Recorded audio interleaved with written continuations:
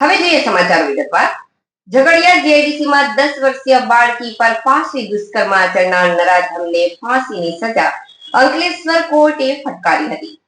16 December વિજય પાસવાને પાડોશી બાળકી લાકડા વળવા જતી હતી ત્યારે બળાત્કાર કર્યો હતો. બાળકીના ગુપ્તાંગમાં સળિયાના ઘા કર્યા હતા.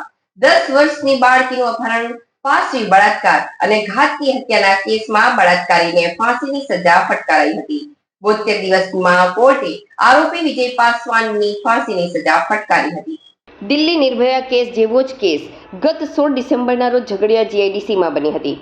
ઝઘડિયા જીઆઈડીસી વિસ્તારમાં મજૂરી કામ કરી પોતાનું જીવન નિર્વાહ ચલાવતા પરિવાર પર જાણે આગ ફાટ્યું હોય તેવો કિસ્સો સામે આવ્યો છે, જેમાં પોતાના મકાન નજીક રમી રહેલી માસૂમ 10 વર્ષીય બાળકીને તેની જ બાજુમાં રહેતો 36 વર્ષીય શખ્સે અપહરણ કરીને મકાનની પાછળ આવેલા ઊંચી દિવાલ પાર ઊંચકી ઝાડીઓમાં લઈ ગયો હતો.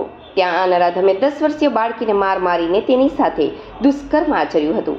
આ નરાધમની વિકૃતતા એટલી હદ વટાવી ગઈ હતી કે બાળકીના ગુપ્તાંગમાં સળિયા નાખીને ગંભીર ઇજાઓ પહોંચાડતા માસૂમ દર્દને કારણે કણસતી રહી હતી. તેમ છતાં હવસખોરે દયા વગર પોતાની હવસ સંતોષી બાળકીને લોહી લુહાણ હાલતમાં મૂકીને ભાગી ગયો હતો. બાળકીને એટલી ગંભીર ઇજાઓ પહોંચી હતી કે તેનાથી ઊભું પણ થવાતું ન હતું, જેથી તે ત્યાંથી ઢસડાતા તેના મકાન પાસેની દિવાલ સુધી પહોંચીને પોતાની માતાને બૂમો પાડવા લાગી હતી. આ સમયે ત્યાં વાસણ માંજી રહેલી તેની માતાએ પોતાની પુત્રીનો અવાજ સાંભળતા જ ઉપર ચઢીને જોતા ચોંકી ઉઠી હતી. માતા તાત્કાલિક બાજુમાં રહેતા અન્ય લોકોને બોલાવી તાત્કાલિક તેને સારવાર અર્થે ભરૂચ સિવિલ હોસ્પિટલમાં લઈને પહોંચી હતી, જ્યાં હાજર તબીબો બાળકીની હાલત જોઈ તેની સારવાર કરતા તેઓના પર હાથ કાંપવા લાગ્યા હતા. જો કે બાળકને વધુ સારવારની જરૂર પડતા તેને વધુ સારવાર માટે વડોદરાની એસએસજી હોસ્પિટલમાં ખસેડવામાં આવી છે, જ્યાં તેનું ટૂંકી સારવાર બાદ મોત નીપજ્યું હતું. પોલીસે માહિતીના આધારે તેની બાજુમાં રહેતા હવસખોરને ઝડપી પાડ્યો હતો, જેની કડક પૂછપરછ કરતા તે ભાંગી પડ્યો હતો અને પોતાના ગુનાની કબૂલાત કરી હતી. તેથી ઝઘડિયા પોલીસે તેની સામે અપહરણ, પોસ્કો અને દુષ્કર્મ સહિતની કલમો નોંધી વધુ તપાસ હાથ ધરી છે અને સંયોગિક પુરાવા એકત્ર કરી કોર્ટમાં ચાર્જશીટ રજૂ કરી હતી. પોલીસ દ્વારા જે સીટની રચના કરી હતી ગણતરીના ચાર્જશીટ રજૂ કરી હતી. રેર ઓફ રેર કેસ તરીકે લેવા દિલ્હી નિર્ભયા કેસને ટાંકી સરકારી વકીલ પરેશ પંડ્યા દ્વારા નામદાર એડિશનલ ડિસ્ટ્રિક્ટ એન્ડ સેશન્સ કોર્ટના જજ એસ.ટી. પાંડેની કોર્ટમાં ધારદાર દલીલો કરી હતી. જે દલીલોને ગ્રાહ્ય રાખી નરાધમ વિજય પાસવાનને જ્યાં સુધી જીવ ના છોડે ત્યાં સુધી ફાંસી આપવાનો હુકમ કર્યો હતો. બાળકીના પરિવારને 10 લાખ રૂપિયાનું કમ્પન્સેશન આપવાનું પણ જાહેર કર્યું હતું.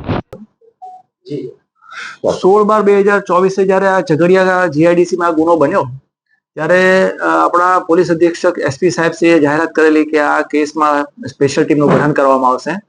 ત્યારે જ મને આ કેસના ગુનાની ગંભીરતા મને ધ્યાનમાં આવેલી અને મેં સરકારમાં જાહેરાત કરેલી કે આ કેસ હું બિલકુલ વિના મૂલ્યે ફ્રીમાં લડવા માંગુ છું, સમાજના અને રાષ્ટ્રના હિતમાં. કેસની કાર્યવાહી દરમિયાન 72 દિવસમાં હાલનો કેસ ચાર્જશીટ ફાઇલ થયા પછી ચલાવીને પૂરો કરવામાં આવ્યો છે. આ કેસમાં સરકારી વકીલ તરીકે અને સ્પેશિયલ પબ્લિક પ્રોસિક્યુટર તરીકે મારી નિમણૂક થયા બાદ 1 પણ રૂપિયાની ફીસ મેં લીધેલી નથી અને લગભગ સરકારે ભોગ બનનાર પીડિતાને બચાવવા માટે 11 થી 12 જેટલી ડોક્ટરની ટીમ કામે લગાવેલી હતી. ટ્રાયલ દરમિયાન પોલીસની કામગીરી પણ ઉત્તમ પ્રકારની રહી છે. સમય દરમિયાન બધા જ સાક્ષીઓને ટાઈમસર હાજર રાખવા, એ લોકોને તૈયાર કરીને લાવવા અને બહુ ઉત્તમ કામગીરી પોલીસ એજન્સી મારફતે બજાવવામાં આવેલી છે.